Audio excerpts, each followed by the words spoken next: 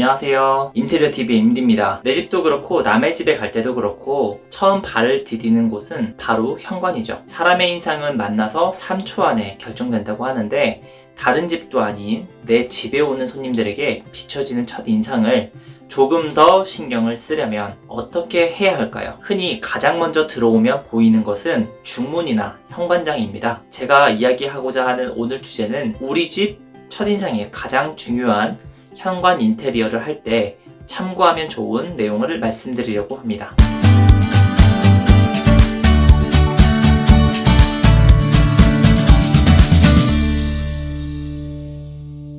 첫 번째, 중문. 두 번째, 행인 현관장. 세 번째, 색상 고르기. 네 번째, 파티션. 첫 번째, 중문입니다. 80, 90년대 아파트들 사진 몇 개 보여드릴 테니까 베란다 창호를 한번 봐보세요. 이상한 점 발견하셨나요? 옛날에는 아파트 분양을 할 때는 지금처럼 베란다에 외부 창호가 있는 것이 아니라 오픈된 공간이었습니다. 지금은 필수인 외부 창호가 선택 옵션이었던 것이죠. 이것과 비슷하게 중문은 예전 아파트에는 선택에 따라서 추가로 설치했지만 요즘 아파트들은 기본으로 들어가고 있는 필수 옵션이 되었습니다. 그만큼 중요한 디자인적 요소와 실용성이 있는 것인데요. 복도식 아파트의 경우에는 반대에 위치한 앞둥에서 개가 짖는 소리가 우리 집 현관문을 지나서 거실까지 들리는 경우도 허다합니다.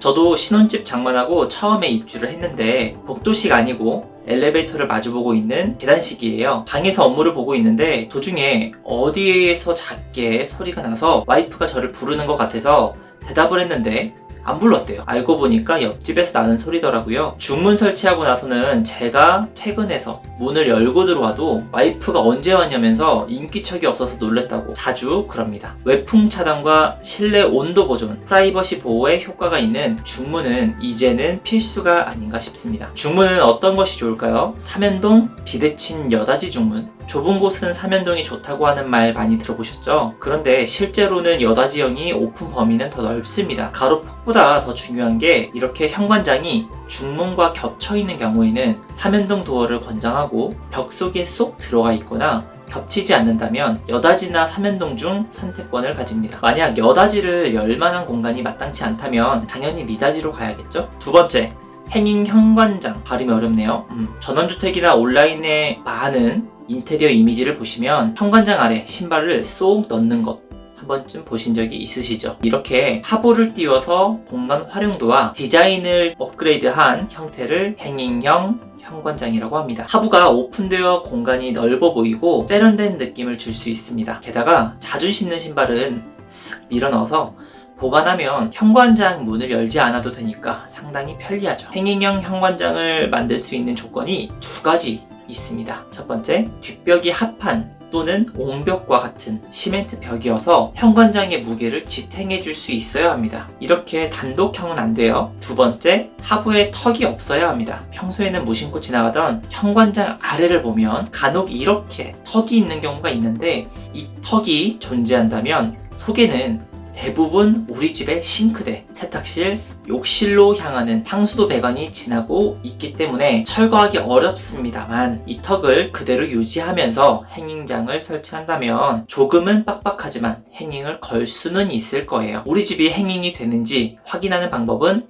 이렇습니다. 일반적으로 아파트 천정 높이가 바닥부터 천정까지 2300mm인데 상부 최소 마감재 높이와 현관장 몸통 아래까지 2150mm 정도 예상하고 최소 150에서 200mm 정도의 하부 공간이 확보가 된다면 행인 타입이 가능합니다. 만약에 현관장 도어를 마감재 없이 다 올려버리면 문을 열다가 현관 조명에 걸릴 수 있습니다. 어느 정도 마감재 높이는 확보해주는 게 좋아요. 리모델링 현장이라면 기존 현관 등에서 전기선을 연장을 해서 이렇게 불이 들어오기도 하여 고급스러운 공간 연출이 가능합니다. 세 번째, 색상 고르기. 배색을 화이트, 밝은 크림색으로 선택을 해준다면 더욱 넓고 깨끗한 세련미를 연출할 수 있습니다. 좁은 공간이라면 더더욱 넓어 보이는 효과도 줄 수 있죠. 이때 중문까지 컬러를 같이 색깔 매치를 시켜준다면 처음 들어오면서 눈이 시원하고 편해지는 경험을 하실 수 있을 겁니다. 유무광의 경우에는 취향의 문제가 더 크지만 무광도어의 경우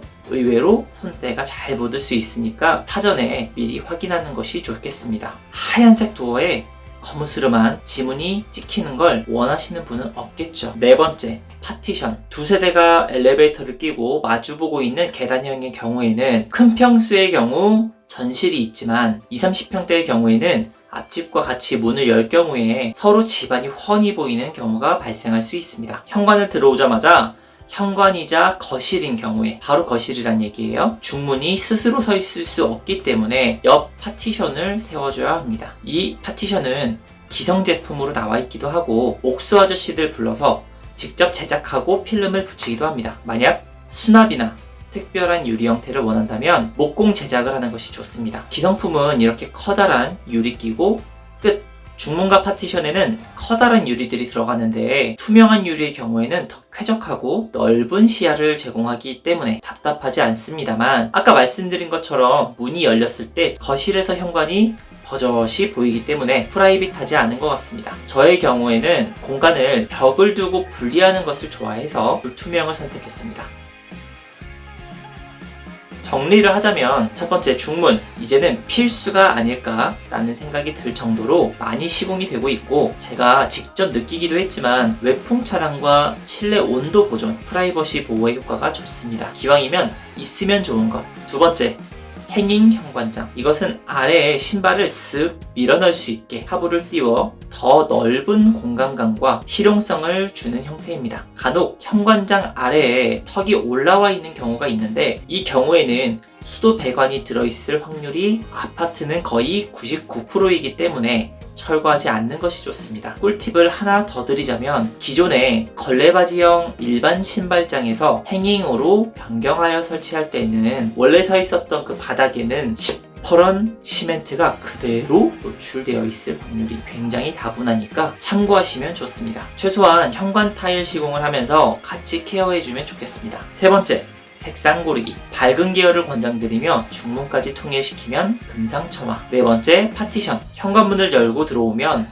바로 거실인 경우 중문을 세우며 측면에 가벽 파티션을 세우게 되는데, 현관 전실 공간을 조성하면서 더욱 예쁜 디자인을 구성할 수 있게 해주는 요소입니다. 기본 커다란 유리만 있는 것이 기성품이고 목공으로 다양하게 제작이 가능합니다. 프라이빗을 중요시한다면 중문과 파티션의 유리는 불투명으로 하시고, 넓고 쾌적한 가시감을 원하시는 경우에는 투명 유리로 결정하시면 됩니다. 오늘 내용 정리한다고 해봤는데 도움이 되셨으면 좋겠습니다. 전체 리모델링을 기획하고 계시다면 분명 도움이 되셨겠죠? 그렇다면 구독과 좋아요 꾹 눌러주시고 앞으로 양질의 정보 받아보시기 바랍니다. 항상 계획하는 좋은 집에서 좋은 일만 있기를 기원하겠습니다. 저는 들어가 보겠습니다. 또 봬요. 감사합니다.